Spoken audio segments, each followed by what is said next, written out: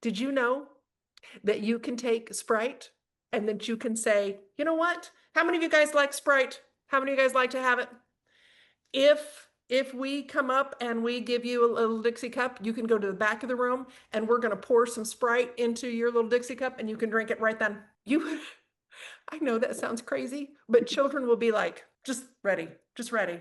And when you walk past and you're giving somebody a Dixie cup next to the child who desperately wants to get up, but is too busy talking and playing and whatever, and you give a Dixie cup to the kid right next to him and you're like, hey, go get yourself some Sprite because you're doing so good. That kid will get up and look at the one who's a handful and go, Hmm. and then the reality is you look at the kid who's struggling and say, but I'm watching you and I believe you can do it. I've got a Dixie cup. We'll see.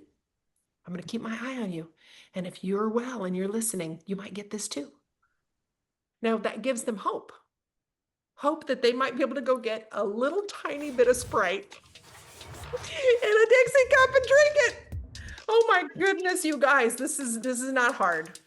Once you get this concept into your head, you'll begin to understand, okay, I'm rewarding, I'm getting kids to move, I'm helping them, and this is not a hard thing.